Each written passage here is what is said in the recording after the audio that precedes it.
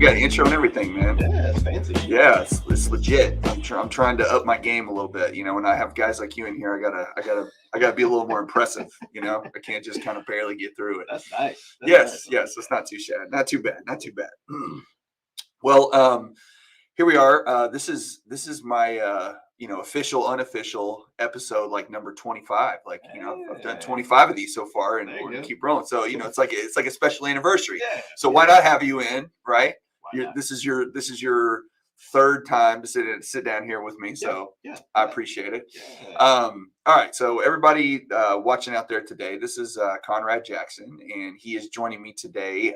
We're going to chat about all things investing in real estate. We might dabble in a few other things as we go along here, but primarily, I wanted to bring him on because he's got some cool new things that he's doing, and I wanted to kind of talk about it a little bit and kind of see what got him inspired to do so.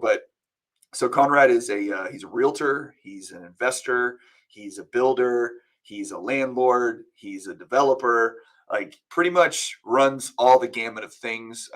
It's basically what I want to be when I grow up one day. It's what I aspire to be one day. So he's already accomplished all those things and is working towards many, many others. So, but what we're going to chat about today is you actually you're about to release a YouTube channel or YouTube series, I guess. A little mini series. Yeah. Just kind of about some of the stuff that you're doing and what you're working on and all those kind of things. So tell me a little bit about like what was the trigger that made you want to do this? How long you've been working on it, and kind of where you plan on going with it? Sure, man. First of all, appreciate you bringing me back on. Sure. I need to get some type of like contributor once a month, something like that. Yeah. I just kind of ping in from somewhere. That's right. Throw my 2 cents in and bounce out. I feel like I could do that on here. Absolutely. Yeah. You can ask questions. It's live, so you can post stuff. We can talk about whatever. I don't know. But yeah, so we're about to release my YouTube little mini series. It's an idea we've been kind of talking about for years. Myself, my videographer, Keith Betters, man, Keith Creative. Shout out to him at Keith Creative on Instagram, man. Dude is amazing. We went to high school together. Yep. We've been working together for years. He does all my real estate photography. So, And Keith, real quick, Keith does quite a bit of other things, right? I think he's really Keith starting to blow up himself a little bit. He's been big for a long time. Yeah. Right. He flies all over the world, does high profile weddings, high profile events. He does Google things. He does, the Vex Robotics conventions. Oh, wow. He does everything. I mean, they literally fly him all over the world. He does a lot of high profile, like I said, weddings and events as well. Sure. So NBA players and NFL players. Okay. And stuff. Michael Irving. When you see Michael Irving on like NFL Live and whatnot, that's him shooting that. Really? Yeah. Wow. So he does a lot of stuff. He's done stuff for Deion Sanders. He's all over the place. He's big time like So he's been hanging out, rubbing elbows with the big boys, huh? Yeah, man. Yeah. So I just try to keep myself attached to him. Make me feel a little special. There you go. He does a little work for me too, so I can kind of feel like you, Michael Irvin, and Deion, y'all are all hanging out together. No, I don't get to meet those guys. It's just him. Well, just in his world, you're hanging out together. I get to be like the last guy on the list of people that he. That's right. He's going to accept your call third because we went to high school together. Right. But yeah, man, it's just he's been working with me for a long time. Myself and my team, David Reese team at Remax, and he's done really good work for us. So a couple of years back, we were like, man, he's like, you do a lot of stuff, man. Like, this will be good for a show. That's understandable. Yeah, let's do this. So we've been trying to put it together for a minute. Yeah. And every time we try to put it together, we both get busy. Yeah. Life gets in the way. Yeah. So really, we kind of sat down during COVID and we're like, look, we need to do this. The time is now because I have more projects going on than I've ever had. Yeah. And he pretty much shoots them all. So he's like, let's try to put a format together and give this to the. So he already had quite a bit of footage then on a lot of things. We had a little bit, right? Yeah. So we didn't like actual, footage that we could shoot and put it into a show. Yeah. We didn't have a ton, right? Okay. But we did have a lot of pictures and just random video and stuff. So that's called B-roll. This is something that I learned doing our little renovation show that we did. Is they do a lot of extra filming of different just random stuff with no Yeah. words attached to it. It's just Absolutely. stuff that you can use as filler for transitions between scenes or whatever. So just drive. That's what it says. Just drive. Just get in the truck and drive. So B-roll, that's lingo in the video world. Just so anybody that doesn't know. Okay. You learned something today. Yes. You got nothing else from this podcast. B-roll. We got a lot of B-roll. We just need some active discussions on your stuff. Exactly. So yeah, man, we kind of put that together. As of late, we started shooting a lot earlier this year for some of the projects that we have going on right now. And I get a lot of questions from people all the time, like, what are you doing? How are you doing this? What else you got going on? So the show was kind of like a perfect way for me to answer all those questions. Yeah, answer all the questions. Just watch the video. Yes, quit asking me. Check the YouTube, check the Instagram, because that's where I'm going to be if you need to find me here going forward. But it was actually really cool to kind of see it come together. That's good. I think I'm also when I get on camera, I'm like, did that sound right? Is this cool? Is that cool? Like, you put it together really nice. Everybody thinks that. Nobody's real excited about themselves. Like yeah. Well, like I said, when Susan and I did our show, when had told some people about it or whatever, obviously, and she was like, I really am nervous about it. I'm like, why? What are you nervous about? She's like, well, I haven't seen it, so I don't know what it looks like, because they didn't send us like an advanced copy or anything. Right. And so she's like, what if I look stupid? I'm like, look, makes for good content. Yeah, I mean, look, if we both look stupid, it's going to be just fine. Okay, like, it's not that big of a deal. Don't get all wrapped up in it. But it's, look, seeing yourself on camera and seeing yourself, talk about stuff, because you don't ever, we all live right here inside of our own little brains. So, all we see is this. We don't get to see coming back. Like, I remember looking at one of the shots that we did, and like, it was a profile view of me. I'm like, man, my head really that's the stuff that you look at. Like, my nose goes like this, and my crane of my head sticks out in the back. I'm like, it looks like some kind of alien. Watching you fall into the water at the beginning of the show was very interesting. Yeah, well, I will say that. It's one of the things that I figured would apply for sure. I rewound that a couple of times. Yeah. To make sure. Hang on 1 second. Let me check some. Oh, there we go. Hang on. Somebody was helping me out there and told me that my audio was all messed up. So I think we got a little bit better. As long as they can hear me, that's all. Yeah. Well, I think it was coming off my computer and not my mics. And every once in a while, see, this is the wonders of technology, is you get situations where your sound and video don't work, and thank goodness somebody else. See, Kevin, appreciate you, buddy. Appreciate that, Kevin. Yes, the rock star for paying attention, making sure. It's like, why does your sound suck today? I'm like, I don't know. So anyway, so yeah, doing those kind of things definitely doesn't make you feel great about yourself. Yeah. There's a couple of times I was like, what the heck did I have on that day? I must have been really tired. Yeah. Well, you sent me an advanced copy, so I got to watch it. It was great. Cool. It seemed very much just like any, this is a compliment, but like any other HGTV type of deal. I mean, Keith put it together really, really well. Yeah. So I think it's great. And I think are you guys planning on doing, were you going to kind of see how the first one goes and see if you want to do more? Or do you always, you can do more no matter what? No, we're doing more no matter what. Okay. This is a way for me to, like I said, stay in touch with, the projects that we have and keep people updated as to kind of what all the facets of our business and what we do. Right. And so I'm going to keep going. It's the series. It's not going to be too long, man. It may be 10 minutes or less. Each episode we'll release one every couple of weeks. And it's supposed to be fun. Yeah, sure. You'll see a few different things. You'll see my family in some. Yes. My wife, who's always a fan favorite. Yes, you'll see her get her shine in there, and she will not disappoint. She will not. Those will probably be the most watched episodes. Absolutely. She is not a boring person by any stretch of the imagination. Yeah. But I also wanted to show some love to a lot of the people who help us get through our business on a day-to-day basis. The title company that we use, the contractors that we use, the loan officers yourself that we use, that help us get through and be able to do the things that we do on a regular basis. I think it definitely helps me to stay in touch with that and appreciate that on a different level. So in the scope of you're talking about all your projects, I know you probably have so many you can't think of them all off the top of your head, but what generally do you have kind of going on right now, just to give everybody an idea of the stuff that you're already working on? So I've got a few rehabs going on. We've got a couple houses down in Hill County, Johnson County, that we are rehabbing to rent out. Okay. I think right now we have 3 rehabs going on. Okay. I've got a project that I was going to rehab in Fort Worth, but we decided to sell as is. That Was that the one that was on the first part? Oh, you episode. just yeah. You're like, I'm done. I was like, screw it. When you see the show, you'll understand. Yeah. It's been a process with that one. We did buy an event venue that we're going to host weddings and conferences and things of that nature. So we're in the process of building that property out. It's on 25 acres. And then I've got right now, I think 7 new construction houses that are in the process of going up right now. Gotcha. So, and then we've got the triplex, the multifamily new construction project that we're trying to close out. It was supposed to be done a couple weeks ago. Now that one you built from the ground up? Yep. Built from the ground up, bought the lot, developed the lot, got the house up, or got the property up. And now we're just doing finish outs right now. Yeah. So in the clip that you sent me, you that's a good little mix because you actually showed a renovation, one that you were doing, how much you love flipping homes, as you stated. And then you show, I guess, the new build, which is the triplex. Absolutely. And then you talk about the venue. Yeah.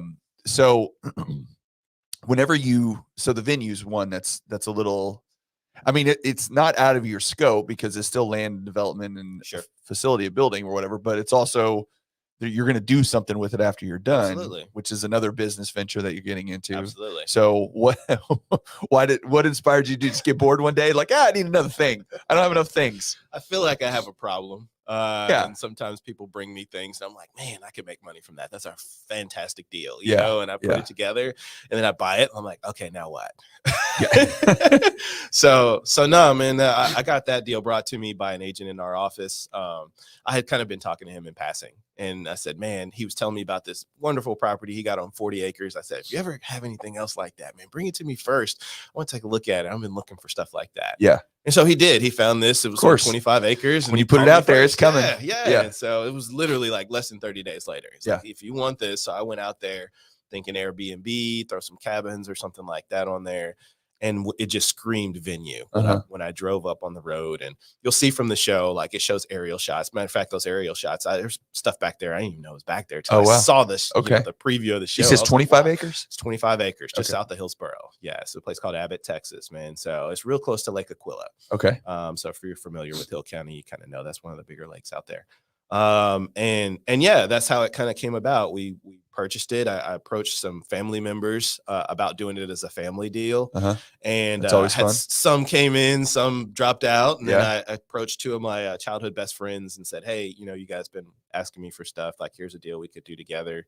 So I got partners on it, and we did it. We closed it, and now we're in the process of pouring concrete and framing and doing a lot of the things that we do on new construction anyway. So. Well, and that's probably what you would call like a side skill that maybe you've developed by doing all this, and the asking for money, and even putting it that way is, sounds dirty or whatever, but that's not really what it is, because I mean it is. Well, I mean, look, whether you're starting a tech company in Silicon Valley or you're building a foundation or you're some charitable foundation, or you're starting home building projects or whatever, most of the time, like you need funding of some kind, and you have to have a network of people that you can reach out to that might be interested. And then you also have to be okay with someone going, yeah, no, I'm not interested, or hey, yeah, I'm interested. And then 3 weeks later, 4 months later, you're like, hey, and they say, oh no, never mind. I don't want to do that. Yeah. And not take it personal, and just, we had some of that. We had people who were asking me, hey man, like I want to get on this. Let's do something together. And then I brought the deal and put it out there and said, this is what it is. And they're like, you know what? Maybe this ain't the right one for us. And it's like, okay, well, if it's meant to happen, it'll happen. Yeah. I had kind of washed my hands with it and said, if it's going to do it, let's do it. And if it's not, okay, we'll move on to the next thing. And everything just kind of fell into place, and we were able to purchase that and get going on that. So. Yeah.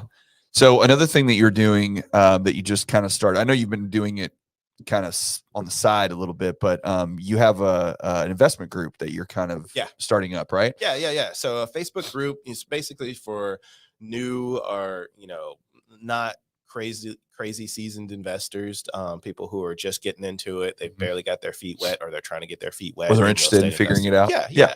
And they just want to learn. A lot of people just, there's a lot of gurus out there that they can't give you their personal success, right? But they can tell you about how much success they have. But when you ask them to show you some stuff, they can't produce. The world's filled with coaches. Yeah.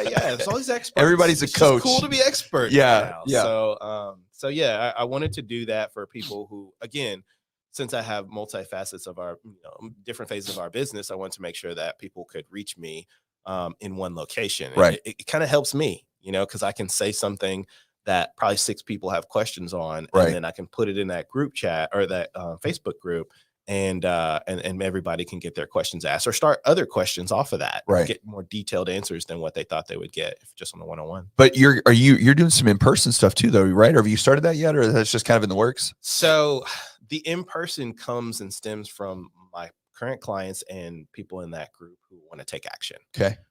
There are a few of them that have actually said, hey, it's time to go. Like, right. let's get this going. I want to buy my first one, or I want to buy a couple, or, there's people who I've helped that have bought, several properties at a time, and I've kind of held their hand through that process, so it's one of the things that we're offering if you're serious and you want to take this on. So it's been good. It's not like a, like a one-on-one coaching type deal. Sure. It's more of a, hey, here's a transaction and I need help. Yeah. And then I can step in and kind of guide them along the way. Right. Yeah. Are you finding that the people that get involved with that kind of stuff, what are they gravitating to? Like, what facet are they kind of so flipping or buying new property and building, or what most people are trying to do? Well, as you saw from the show, I don't necessarily promote flipping very often, right. but I do have clients that flip. Yeah. And they're very successful at it. Right. I have some other clients. Most of the people who come to me about either new construction or rental real estate. Okay. Rehabbing properties and then renting them out. Gotcha. And that's an area that I really am passionate about, those two areas. So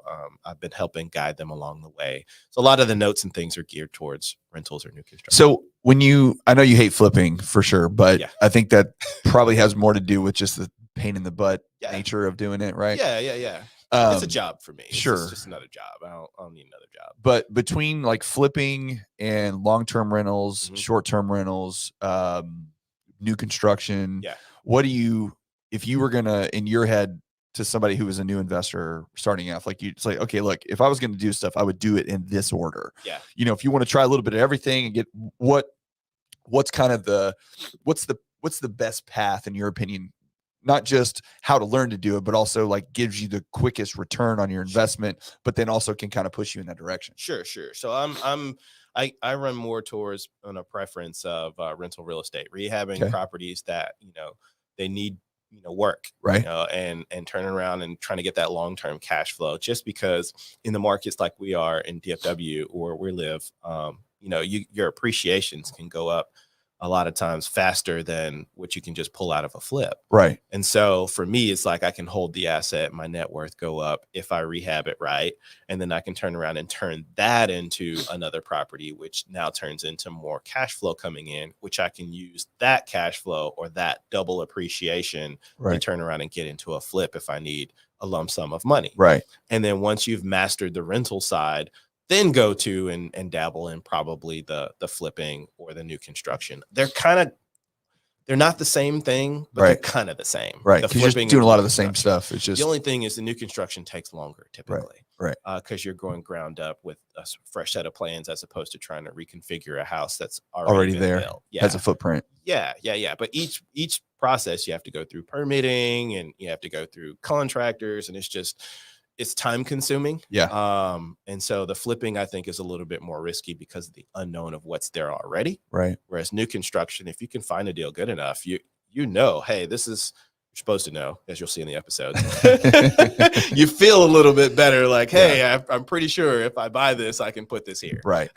Because you're not unearthing anything new, other than, I guess, you're dealing with cities and permits and all the stuff that comes along with that. And Correct. You even had one issue where you're running plumbing and having an issue with the water. Yeah. So that stuff certainly comes up. Absolutely. But as a flip, you're taking something that's, you're going to get inspections and things before you buy it. Maybe it's not if you're doing a hard money loan and it's the sprint to get the property. Exactly. But you're going to come across more things that are going to be, or could be problematic for you and cause delays, cause more money, all that kind of stuff. So it's just like flying into the unknown to some extent. And that's not fun. And that's one of the things, like when we talk about the series, like smack dab 1 second in, we start going right into the challenges of flipping, and it's a personal preference. Honestly, there are plenty of people who do it successfully. They do it at a high level, and they're very good at it, and it's done well for them.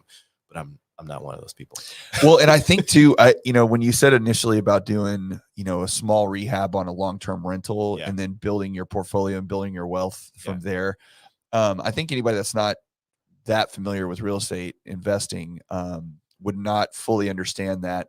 The idea behind that is that you have a property that has equity. Correct. Because it appreciates in value. Correct. And that equity you can then leverage with a bank to do more projects. Correct. Without necessarily having to come up with a ton of cash in order to pull that off, because Absolutely. the bank says, hey, you own this property or you own multiple properties. They have X amount of equity in them, Sure. whether they're paid off or whether Sure. you owe a little bit or Yeah. whatever the case may be. Yeah. And then you can leverage that. I mean, I think you even told me one time that like you bought a piece of land that you really didn't have much intention to do much with, but it was cheap and you knew the value was there. And then you just used that as leverage to build other things. Yeah. Yeah. Right? Yeah. Absolutely. I, that 1 acre that we bought in Alvarado, where I bought it for $8,000. Yeah. And I took it to the tax rolls showed it being worth $114,000. So I took it to the bank and said, hey, this is what it's worth. And they gave me a line of credit against it. So that way I could go get materials and things for some other new construction projects and rehabs that we had going on. But also I use that line of credit to buy my apartment complex, so it's just like one thing turned into another. And it's just seeing the value in something that a lot of people miss. Yeah. And you drive by stuff every day that you miss. Well, and it's, you miss it because it's kind of the, there's a term for it. I just can't remember what it is. You don't know what you don't know. Well, yeah, for sure. But it's also like the best example is like when you buy a new car, right? When you buy a red truck, then you're driving down the road and all of a sudden you see all these red trucks. You're like, where the hell do all these trucks come from? Yeah. But that's just because there's, your brain has been opened up to this thing that wasn't there before. Right. And so part of the, what you've been able to do and what you've been able to grow comes from the fact that you sold real estate for a long time. Right. So you're looking at houses every day. Right. You're taking buyers and sellers. So your eye is already geared towards looking at real estate. Right. So it's not like you're having to learn a new skill necessarily. Right. And then it's just a matter of continuing to look for stuff and always being on the lookout, because that's another thing you got to train yourself to do. Yeah. Because it's one thing to go to work and do your job. Yeah. And then come home and be like, all right, my job's done. Yeah. But it's a whole other thing to be driving down the road going, I wonder what that property is. I wonder what that property is. You It's a see different overgrown mentality. grass and boarded up properties, or hey, we buy houses, or owner finance signs. I just did a post about that in the group. The group is Real Estate Investing for Beginners on Facebook, on my Facebook page. But I just did a post yesterday about that, where I took a picture of a couple signs and said, how many times do you drive by signs like this and you actually call the number? Right. Where it says will owner finance, no banks, Right. And it's like, that to me is like cha-ching, right. I don't have to go through a bank. Right. You're probably not going to check my credit. Right. And I can probably negotiate the price of this house down because I'm not going through a bank. And most people think that's a little bit more risky, and we picked up, I put it in the post, we picked up 3 duplexes that way from one sign call, which we still hold today, which I've leveraged to buy other properties. Yeah. And, in that one sign call, I probably created $500,000 worth of net worth. There's a guy or book that I read recently, or listened to. I don't read because I fall asleep. But I do a lot of audio stuff. His name's Naval Ravikant. Have you ever heard of him? I don't think so. So he's a hedge fund investor, private equity guy in San Francisco, kind of Silicon Valley type of dude. Yeah. And he started angel investing, like the online deal or whatever. Yeah. And so, but he has a quote in there and he says that inspiration is fleeting, so act on it. Yeah. Meaning, absolutely, like what you're saying, I saw the sign, I called the number. Yeah. Right. And I was like, some people see the sign. They might even write down the number. Yeah. I'll probably be one of these. Write down the number. I'm going to call that this weekend. And then it never happens. But that's the difference between finding opportunity and not, is that when stuff presents itself in front of you, sometimes you just have to act on it. It may turn into nothing. Yeah.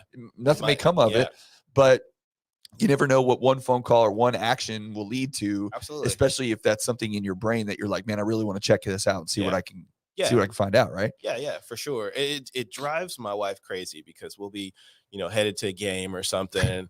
And then I'm just pulling a U-turn in the middle of the street. She's like, what are you doing? I'm like, take a picture of that sign. Yeah. And she's like, what? We got like 10 minutes to get to the gym. Yes. Like, I know, but take a picture of that sign. Real quick. So she'll do it. Yeah. Reluctantly, she'll do it. But, and then for example, like I said, that one sign that I called back in the day, I think it was 2019, right? pre-COVID or right at the beginning of COVID, Yeah. where we bought a duplex owner finance, you know, and I didn't know much about owner. It was my first owner finance deal at the time. I'd read about it, but I'd never done one before. So I didn't know going in negotiating terms or anything like that. I kind of got lucky. It was a good deal.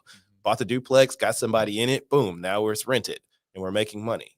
And then maybe a few months later, that same guy called me back and said, hey, I've got these other 2 duplexes and it's in kind of that same area. Do you want to buy them? I'll owner finance those for you too.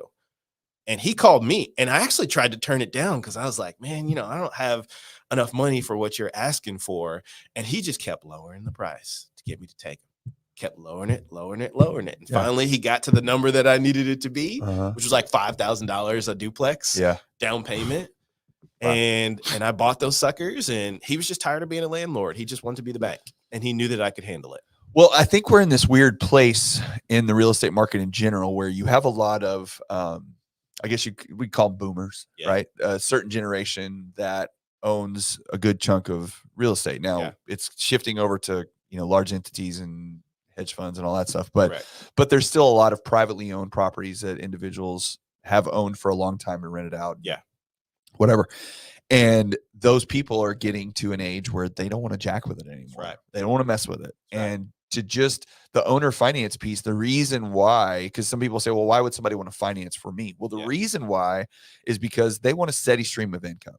They want some money coming in on a regular basis. This is an asset they own. They eventually want to sell it, but instead of taking it one lump chunk, they'd rather because tax implications and all kinds of stuff that come along with that, they'd rather just get a steady stream of income that comes off of it. And I'm fairly certain, because you're financing debt on something like that as an individual, I don't know that the tax liability is that high on that, right? Is it anything? It's nothing, right? You're not paying any taxes on that. If they can see that asset on your books, right? Then yes, you are going to pay some taxes on that. But typically you can offset those taxes with the depreciation that you take on the actual asset that itself over the next 20 to 27 years. So you come in right away and you start doing work to it. There goes your tax liability. There goes right out the door. You know, and as long as you continue to do work or you continue to update and maintain the property, which you always will, and you can, like I said, you can take that depreciation over a certain amount of years, and so you spread out those implications, so it's not as much. And then if you keep doing it, you keep buying more properties. Well, now I'm probably not, if you have a creative CPA who can do everything legally, you're probably not going to see much of those tax implications. And not to mention there are tax shelters from income that you make on as your personal. Because you're creating jobs, you're taking risk, which means the government's going to partner with you to take those risks, you know, and they'll compensate you for taking those risks. Which is a whole other aspect of things that I think you probably have learned that you didn't set out to learn necessarily. It just became a nature, or it became something that you needed to learn about what you can do, how you create companies, you know, how you can form different LLCs. Do you need one for each property? You need one as a parent company for all of them. You know, who do you go to set up your account so everything gets billed correctly and all that kind of stuff. This is stuff that you have to figure out as you go, right? Absolutely. You get into real estate, especially with the short and long-term investing, to make money quickly or long-term, steady stream. And then you figure out along the way, you become an accountant, you become a negotiator, a project manager, you become a contractor in some cases, you know, so you learn different facets of how business flows. And it's just by default, you become good at it, you know, and it's just part of the game. And that's why I think real estate is so rewarding, because it pushes you to do things that you never thought that you were even capable of. And things that you couldn't understand in high school and college, they're so crystal clear, because it's dealing with your personal assets and your personal or your business finances. And it's once you start doing it successfully, you really take it up a notch. Well, I think people get intimidated simply because when it's something that they're not familiar with and not comfortable with, then they tend to back away from it because of fear. Like, it's like, well, I don't know anything about this. And it seems overwhelming, because when you look, like, just with you, when you have all the stuff that you're doing, you have an entire neighborhood that you're trying to develop and go through zoning and permits for that. You know, you're flipping houses, you're starting, you know, businesses through venues that you bought property wise, you're making sure all your taxes and everything. Like, somebody stand back and go, it's too much. Like, I can't even begin to understand how all this works. But what they didn't see, or they don't know, is that you didn't start that way. No. You didn't start with everything. You started, now granted, you come from you sold real estate. So that was your, your foot through the door essentially to get the just general jargon lingo, Correct. what you're supposed to know how to do, what you're not. Like that all took place when you were selling real estate. But from there, it's just little baby steps. It's I'm going to do this first, and then now I have to do this, and okay, now I got to do this, and now I got to do this. Well, I better figure this out, because then it's kind of like you've been digging a hole and you're already down. Like, might as well keep going. Like, well, I mean, where this thing goes. You can see where we go, right? Yeah, and that's how it came about, man. And you'd be surprised how many, I'm a realtor, I'm a licensed real estate agent, right? Yeah. But most of the investors that I speak with are not. Right. They started. Same reason that I started. We wanted to create a different stream of wealth for ourselves. And, and we learned along the way, and you got good. And honestly, you don't need a real estate license to do this. Most of the realtors that I've met, talked to, I have realtors who send me business for investing. Yeah. Like, they literally tell their clients. They just want to sell. They don't want to do any of that. Go talk to this guy if you want to do, investing or real estate, new construction and things of that nature. So it's just, there's a small percentage of actual real estate agents that do this for a living. Right. It shocks me, but it's true. I would say it's probably less than 3%. Well, it's a small percentage of people that do all things, right? I mean, that's just kind of human nature. I mean, there's the small do a lot and the many do little. Right. That's just generally how it works. But I guess what I'm saying too is that it doesn't have to be this daunting task. If it's something you want to do, you can get into it. It just takes one step at a time. Right. You're not going to accomplish or solve all the problems in a day. Like, you got to go through it.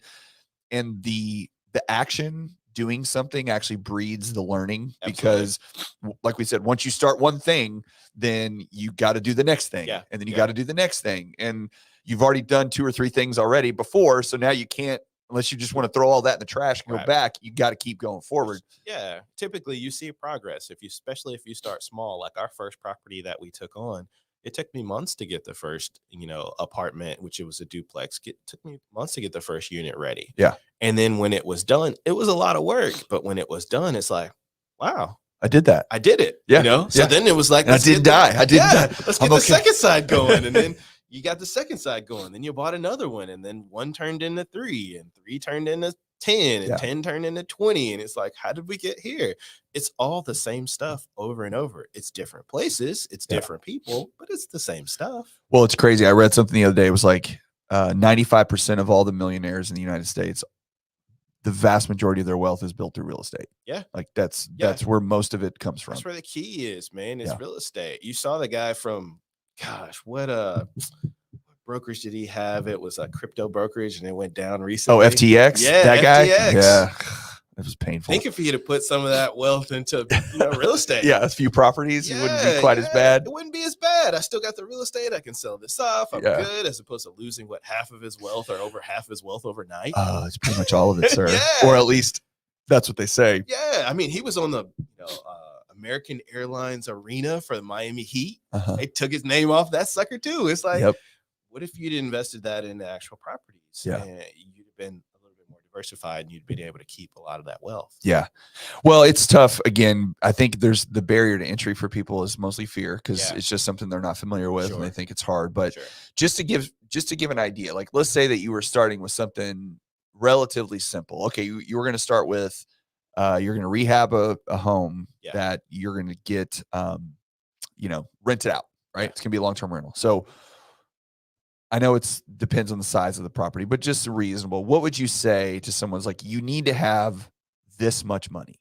Once you have this much money, then I can help you do a lot of things. Sure. Because I can turn that much money into this much and have asset, whatever. So, because people like simple paint by numbers, right? Nobody wants to be complicated. Like, just tell me, what's the first thing I got to do, Conrad? How much money do I need? What do I need? What do I need? What do I need? How much money do I need? That's pretty much everybody's question. Yeah. I tell folks, if you're not partnering with somebody, if you're going to go in by yourself, right, and you work a job, a 9 to 5, first of all, you need to keep that job. Yes. Let's just get that straight, because a lot of people are like, I'm going to do this and quit my job. No, you're not. Not You're yet. going to keep your job, and it's going to help you do this at a higher level so you can retire yourself. Usually I'm telling people you want to have a minimum of at least like $10,000. Okay. Right. $10,000 will go a long way. Now not $10,000 to your name. Right. It's $10,000 for this particular deal. Correct. Because you still need money to live and survive. Exactly. And don't blow your whole, your personal savings or your rainy day fund. This is not that. This is money that you set aside, which is what we did. I would make money and I would set a percentage aside every time I made money. And that way, when I spent it on real estate investing, and I still do this, I didn't feel guilty about it. Right. It didn't come because it was for that purpose. It was absolutely for that purpose. Right. And so, I tell folks, if you can get at least $10,000 saved up, that will help you get into your first deal. It'll probably be a small deal, but that'll at least help you get into your first deal. If you have more than that, $20,000 is kind of like your sweet spot. Like, yeah, I can get into a lot of deals for $20,000. Different types of deals too. Maybe small house, a medium-sized house, maybe even a bigger house or an owner finance deal that's a little bit bigger, where they want a little bit more chunk of down payment up front. Like that 20,000 is a really good number, but you can probably get going for 10. If you leverage banks or maybe hard money lenders or different assets to your disposal like that. And I think if you can get that amount going, then the sky's the limit for you. And I think it's probably it depends a little bit on what you're wanting to do, because if you're going into find a property, rehab it a little bit, because you can get, the banks will give you money for that if you need to it. And then turn it into a long-term rental. Well, that's great, but you're not going to get the immediate return on your money. The return on your money is going to come in two places. It's going to come in the appreciation of the property, which can take time, obviously. And then it's going to come in the rents that you receive on that property. So the income that you're generating. But what that does is can then mitigate the amount of money that you need for number two. Right. Because you leverage the equity and other things that you have in the property to get what you want to get. So that $10,000 or $20,000 can turn into a usage for other properties later without having to have the same amount of money. If you want to do a flip, where you buy, fix it up and sell it, well, then your return is going to be much quicker. You're going to get your money back and you're going to have that now quicker relative. Right.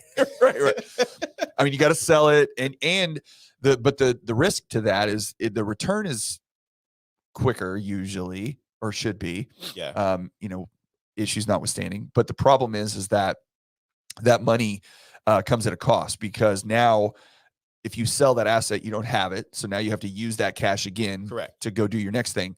And you probably better have a little bit more than what you think you need, because when you're flipping a property, all kinds of fun stuff happens. It's better to, in my opinion, it's better to partner with the right partner, not just partner with anybody, but with the right partner for something like your first flip, because there's the time factor is the thing that people always mismanage. Usually when you're doing a flip, you're basing it off of a specified short time period. And whatever that time period is, you need to budget money-wise for double of that space that you have actually expected it to be done in that time period. So, for example, if you say, okay, I'm going to get this, I'm being in and out of this thing in 3 months. Well, you better have enough money to last you 6 months. Because there's going to be something along the way that's going to, extend that time period that you expected. And you never know what it is. It's always something different. It could be, hey, the contractor didn't show up, or it could be, hey, we had a slab leak, and we had to fix that, and that took extra time. Hey, we couldn't get permits. You'll see in the show.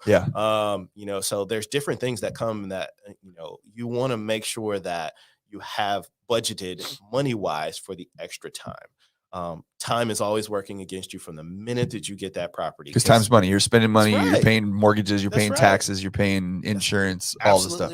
With rentals, in my opinion, it's spread out over a longer time period, and so the time factor is not working as much against you. You do want to get the property ready to rent, but ultimately, if it's not, because you're typically on a longer term loan, then it's not hurting you as much every month to hold that property. So to me, it's a little less risky, but that's my personal opinion. Some people could tell you, hey, horror stories from rentals, Well, I think anytime somebody goes into a new venture and, there's always, nobody starts a business or a new project and like, well, this is going to suck. I'm not going to be very good at this. Like everybody's optimistic, it's going to work. It's going to be great. Like we got to figure it out. I experienced that whenever, when I was in my 20s, I started a restaurant with a couple other guys that I had met. And We ended up with 2. We ended up doing it for about 6 years, and it was I learned a lot doing that, to say the least. But I did learn a lot of valuable lessons, and I remember very vividly we had a situation where we were all kind of coming up with the idea, okay, we were buying an existing place. Yeah. So it was, and that even at my younger age, I was like, okay, this is a better move, because at least I can gauge, we know what the sales are, we know what the revenue is, we can at least have an idea of what we can do. Yeah. And so, and I remember all of us sitting around one of the guys' like living room table or something, and trying to figure out, the P&L essentially, like how, okay, this much revenue, this much cost, what does this cost? Okay, these are the numbers. And what ends up happening is you start with a number and you go, well, I mean, that's good, or that's okay, but I mean, we can't make more than that. Yeah. And then you go, well, you know what? If we do this, and if we do this, then this. Yeah. And you're like, ooh. And then you go, but if we do this and we do this and this, and then everybody's like high five and this is great. Yes, because it's just the optimism and the expectation of everything going perfect is always there. It's like my favorite commercial is a Super Bowl commercial from years and years ago. I don't remember. It's like monster.com or Career Builder or something, where it had a bunch of chimpanzees in an office. Yeah. And they were all like cheering or whatever, like woo, woo, woo, woo. And the one like human stands up and goes to the chart, and he turns the chart because the chart was showing like everything going up. And so he's like, this is wrong. And he turned it, and it showed everything going down. And you see all the chimpanzees like, what just happened? Like, they're just like, what's going on? And then one of the chimps walks up and then flips it back. And they're like, yeah, here we go. Like, back on track. Record numbers. Just because like we just want everything to work out. Right. Human nature is like it's all going to go perfect, but human reality is it ain't going to go perfect. Right. You're going to have lots of problems. Absolutely. I think that's one of the things that I loved about trying to film this show. The show's called Real Estate on Deck, right? And one of the things that I feel like is a little bit different from some of the other shows that you see out there is typically your HGTV format is, hey, we're looking at 3. Yeah. Oh, here's the 1. Yeah. And then now the 1's good. And now we fixed it. And now it's beautiful and life's great. Everything went great. Well, there's always the 1 or 2 moments where it's like, oh, we've ran into a problem, This is going to go beyond the budget. Yeah, exactly. This is $2,000 extra. That's on top of the budget? Yes, the budget that we made, it's $2,000 over the budget. Well, he's not going to be happy that this went over budget, so we need to get it back under budget. Well, what is the budget? I mean, we established the budget from the beginning. If I hear the word budget one more time, my head's going to explode. That's how the shows go. So like when I talked to Keith about doing this one, he was masterful with this. He's like, all right, we're going to show how this really goes. Yeah. So you're not going to see one problem. You're going to see like, hey, here's 4 problems. All the problems. Here. Here's another problem over here. Yeah. Here's another problem over here. Oh, by the way, we're still doing this successfully with all the problems. Yes. But even after this successful one, there's another one over here that sucks. Here's another problem. So you see a realistic view of, hey man, like I'm regular like everybody else with this stuff. Like I'm trying to figure it out on the fly. Yeah. Yes, I've got some experience, but I really want to show a realistic view of, man, problems gonna come. Yeah. And as long as your mindset is right, so you be able to, manage and when you plan accordingly, you have to have money and make sure that you're okay with it. I learn a new lesson every Friday. You never stop learning. It's always education. Yeah. And even if you claim to be a guru or claim to be an expert, you're still gonna make mistakes. Yeah. And you'll see plenty of the mistakes that I make in this YouTube series. And that's what I think makes it a little bit different. It's like, hey, I'm highlighting some of the things that I'm not good at. Yeah. Well, and you know what, that endears people too, because when you try to put on, one of the issues with social media and any kind of pieces that you're putting out as an individual, everybody wants to show the best side of themselves all the time. Absolutely. Right. Which creates an unrealistic expectation of what life's really like. Yeah. Because, nobody's life is perfect. No. Nothing goes great all the time. There's usually things go worse than they go good. And it's just about perseverance and working through that kind of stuff. But I think when people actually see that happening to someone else, they feel better because it's like, oh, okay, this if happened. He made that mistake, then I can make that mistake also, and I could still be okay. You know, if he's been doing this amount of years and he missed that, I don't feel so bad about missing that. You know.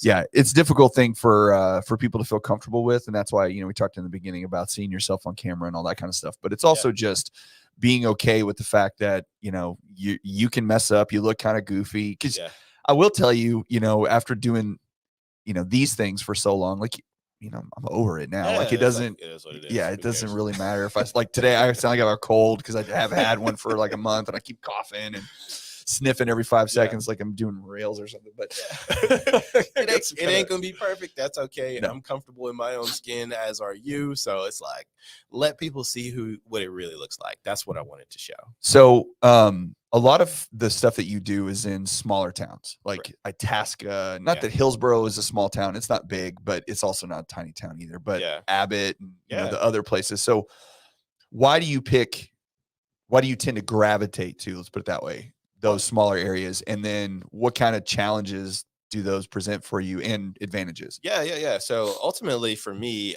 I'm typically of the mindset of a couple of reasons. First of all, I'm trying to get into it for as cost effective as possible. So there's not as much competition in a place that's a little further out.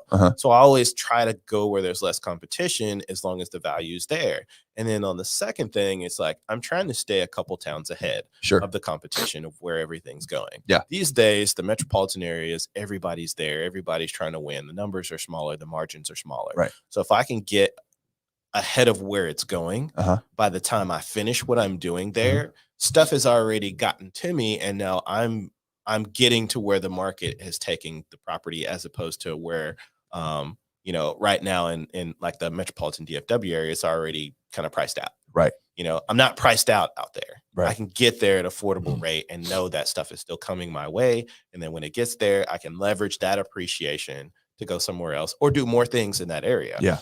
And so that's been my mindset from the beginning. I will take the stuff on that people don't want to take on. And the bigger the risk, the bigger the reward.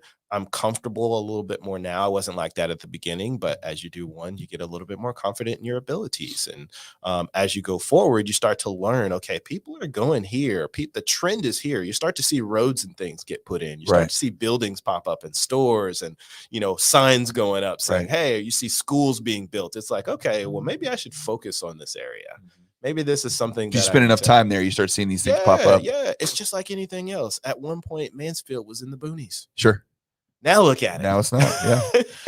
Yeah. I know, because personally, I grew up playing, sports and stuff down here. I remember thinking, man, this is a long car ride as a kid. Now it's in the heart of everything. Now it's super expensive to live here. So it's just taking that mindset to an approach to investing. What kind of difficulties you run with, like dealing with the local governments and municipalities, getting permits, talking to planners?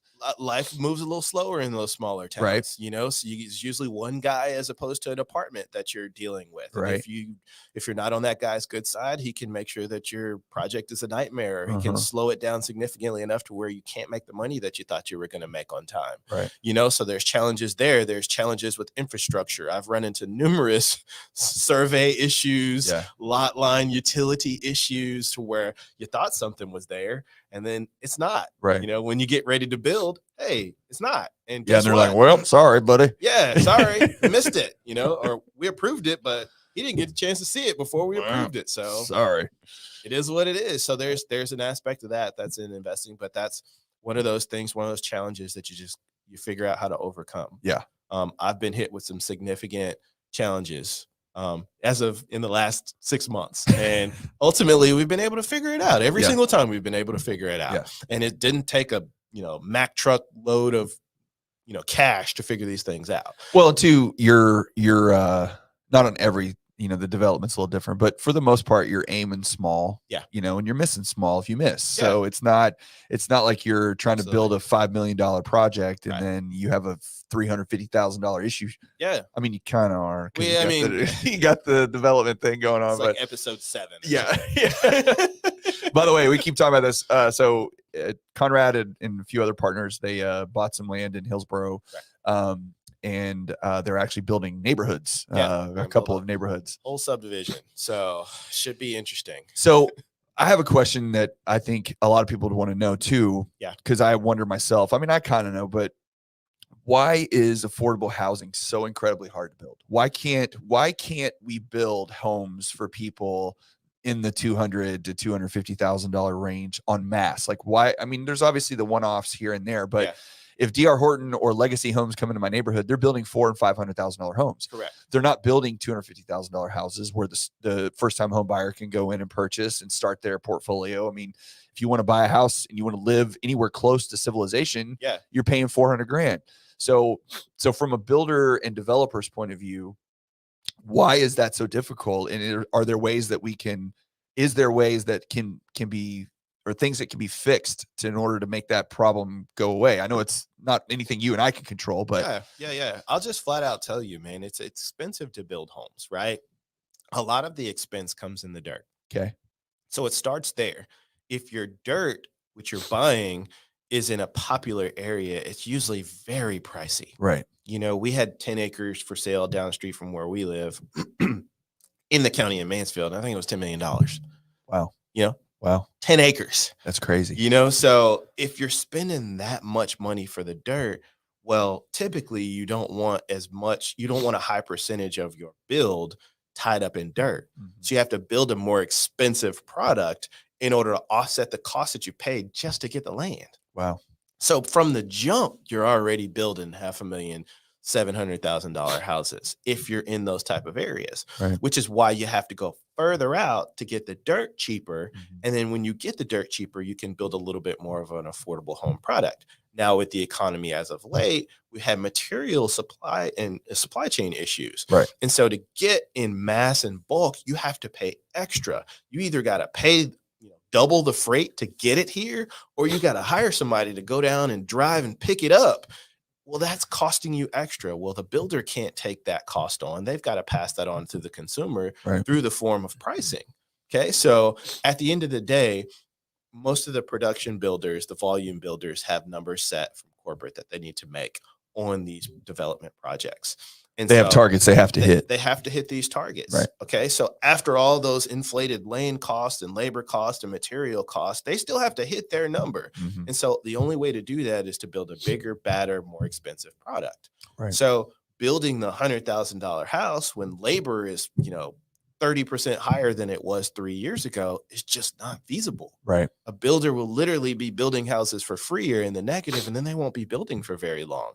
And so, I kind of see both sides of it because we do new construction and I help people buy and sell homes. So I get the argument that this is too pricey, but I also understand that people want convenience. Yeah. And so you're paying for the convenience, you're paying for the economy situation, and you're paying for those companies needing to hit their target number.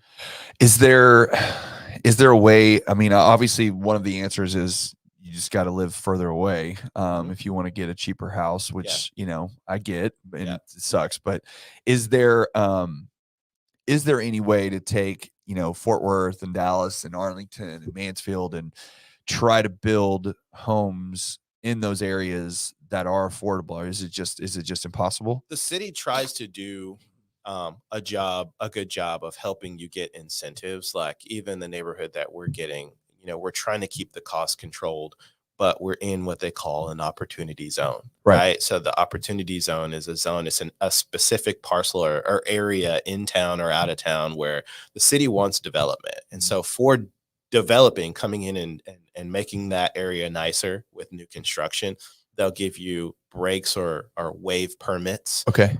They'll give you breaks on sales minimize taxes. Some of your costs. Yeah, basically. for using like local vendors or local stores for getting your materials and things of that nature. So the cities and the municipalities try to do a job. There's just not enough of it, right?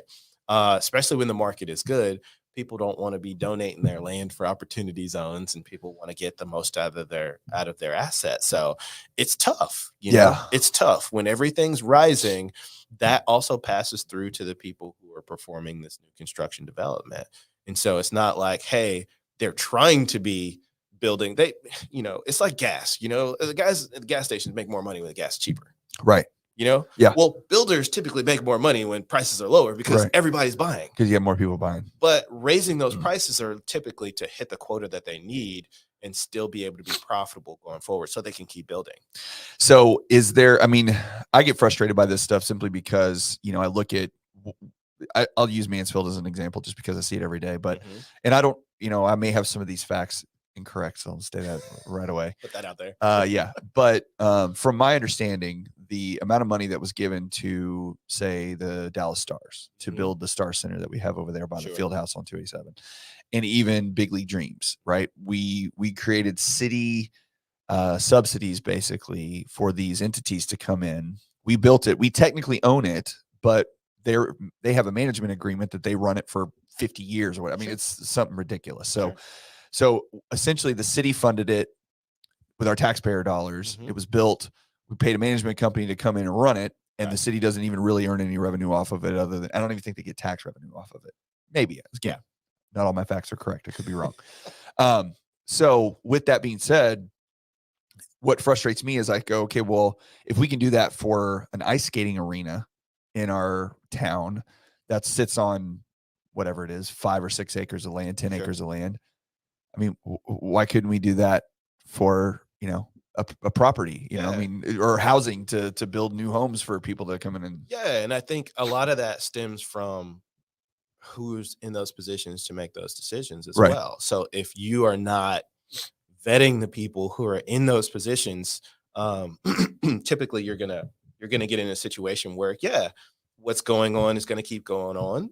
And if you want your voice to be heard, you have to show up to the city meetings. Like I said, the last time I was here, city council meetings, planning and zoning meetings, and voice your opinion and say, hey, this is what I think would be good for our town, or run for those positions and garner, enough support so you can get in and make that difference and see some of this stuff shift into the areas that you want to see. Cause that's all that they did. The people who are in the positions now, they ran and they got into position so that way they can make decisions on bringing venues like that here. Right. So if you would like to see it shifted elsewhere, you got to show up. You got to make your voice heard. You got to put your agendas out there, and you got to put the legwork in order to get some change. And that's how it is everywhere. Right. You know what I mean? So that's another way you can affect change, is to try to make sure that you're in the legislation or helping form that legislation that's passed, so that way we can get these things built. Well, and you do that with a lot of the smaller towns that you build stuff in. I know you go to a lot of those meetings and attend a ton, but I have to be seen to make sure that people know that I'm still here. I still care about the community. I am trying to help develop the community, and I have its best interest at heart. If not, man, I mean, I'm just gonna be another number on a page. So as an investor, realtor, builder, landlord, developer, all the hats that you wear, we're in a very unique market right now, right? That we've been in for the last couple of months. And, I don't say there's no end in sight, but there isn't any defined, like, it was like during COVID, there were some weird times happening during COVID for a few months, but everybody kind of was like, well, once this passes, like, life will get back to normal and whatever. And here we are a couple years later.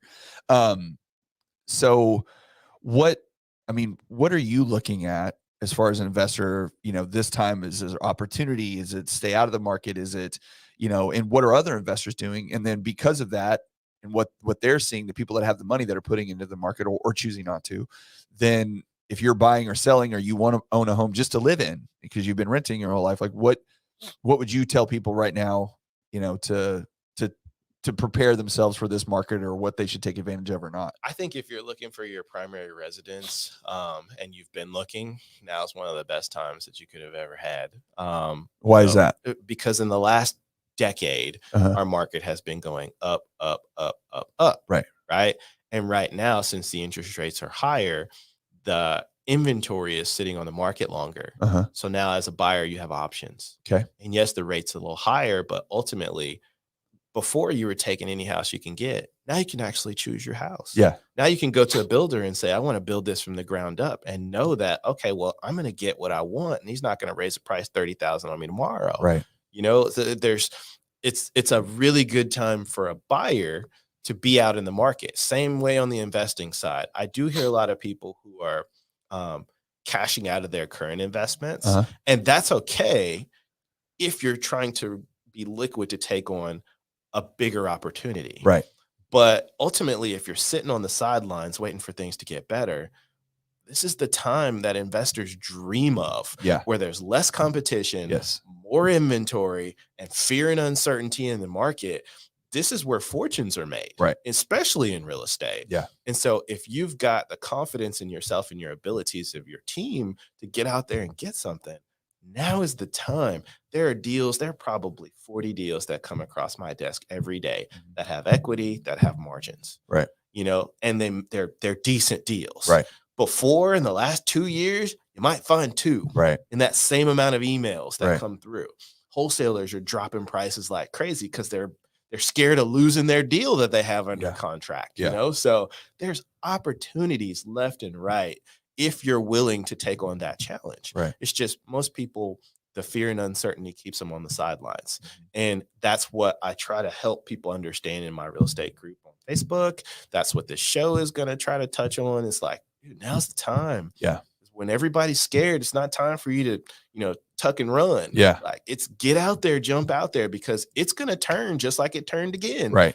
And that window's going to close. And then you're going to be sitting on more money when it does turn than you ever imagined you would ever have in life. Well, and can you talk to a little bit about the difference between, as an investor, you know, I can take out a loan for 7.5%, 8%, 9%, whatever it is. Hard money lending is even higher.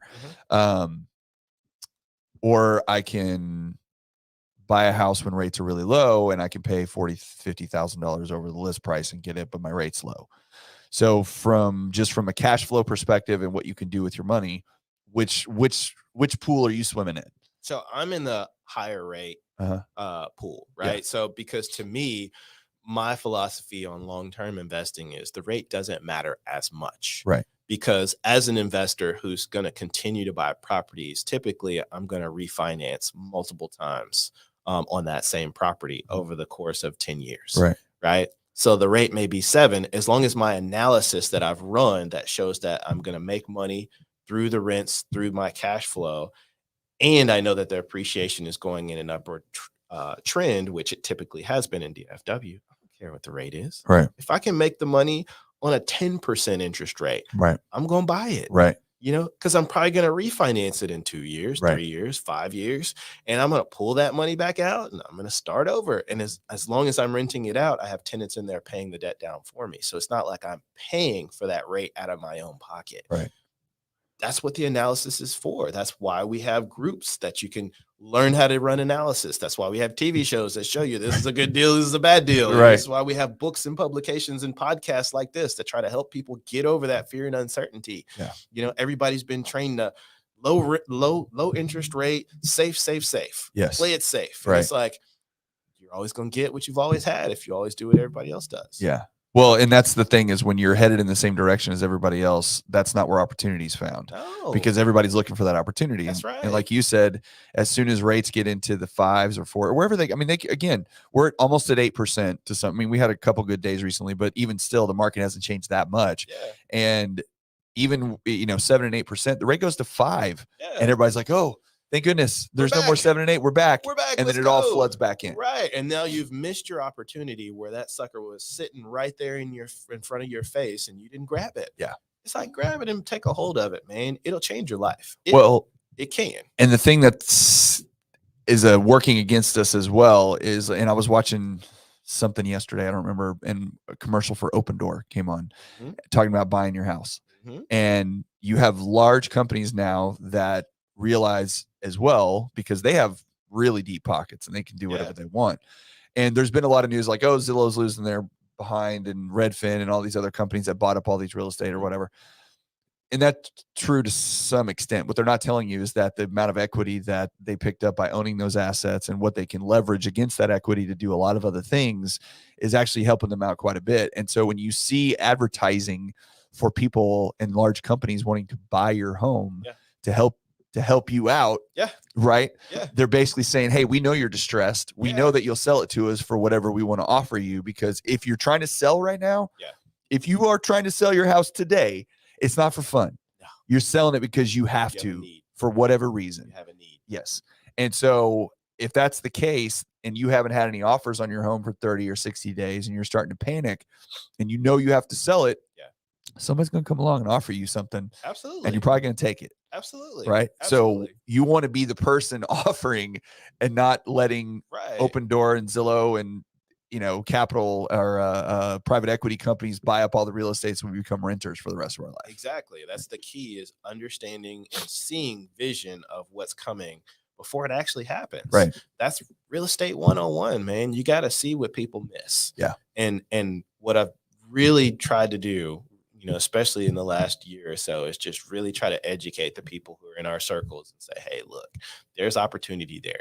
Yes, there's risk there. Yes, this is not normal. Yeah. But if you do this now, you will be loving yourself in the next 5 years. Yeah. You'll be absolutely happy. Like, if I could look back at 2016 when I started investing, I'm so upset that I didn't buy everything I could get my hands on. Yeah. Because look at what position we would have been in now, which we're in a good position now, but we could have been so much better. Yeah. So here's another time like that. Yes. They don't come around too often. No. Don't wait. Do not sit on your hands. If you're trying to get out there, you need to take that leap now. Yeah. Ignore the negative news. Take the leap. So last thing, you got any stuff on the horizon? Anything new that isn't like what's kicking around in Conrad's brain? It's like, you know what, I'm gonna try this next, because I know there's something. There's got to be. Whether you do it or not is irrelevant. Because the other thing, I meant to say it earlier, but and I've talked about this before, but 99 out of 100 of the things that you think about, and that you may even write down or put a note or whatever, it never happens. Right. I mean, that's just, but if you don't think about those things, then nothing ever happens. Yeah. So, so what's in that 99 basket that you just like? I've been kicking around this boat and self-storage, man. I've been kicking it around and kicking it around. I've got a good buddy of mine who's done it successfully. So that's something that's on the horizon. Okay. So, so buying a storage place to put boats in, and boats, RVs, campers, things of that nature. I think that's something that I've been kind of watching. Self-storage also. I've been just kind of watching for a little bit. And with the times that we're in now, I might be able to pick up some land here soon and see what happens. So I think that is something that is another area that people don't know a ton about. Jen agrees with you. Yeah, Jen knows what I'm talking about. Yes. She's already on board with that too. She's heading in that direction. So yeah. So all right, that's in the brain. All right. Well, so tell us again, where are we going to find your show? So you're going to find it on my YouTube channel. It's just Conrad Jackson. The show's called Real Estate on Deck. So if you search Real Estate on Deck, it'll pop up. It's the first episode is going to be released on Thursday of this week. Okay. And then also on Instagram, at Conrad Jr. 21. Okay. Probably have it on there as well. My Facebook page is just my name, Conrad Jackson. And then our Facebook real estate group is called Real Estate Investing for Beginners. Okay. So I'll put a link to the YouTube page in the comments. So if you guys get this far in the podcast, if you go to the comments, I'll have the link to the YouTube page there. And I'll also put a link to your real estate investing group. So if you guys have questions, just pop in and be an observer. You never know what stuff you can get answered. Good stuff being talked about in there. Good ideas. People acting on them every day, making some money. Awesome. Well, thank you very much, man, for coming in again for the third time. Very much appreciate you. And become a friend of the show. That's right. Once we're like 4 or 5 episodes deep, you can tell me how that's going on the YouTube show. So, all right, guys. Well, thanks for sticking around with us today, and we'll see you on the next one. Sounds good. Adios.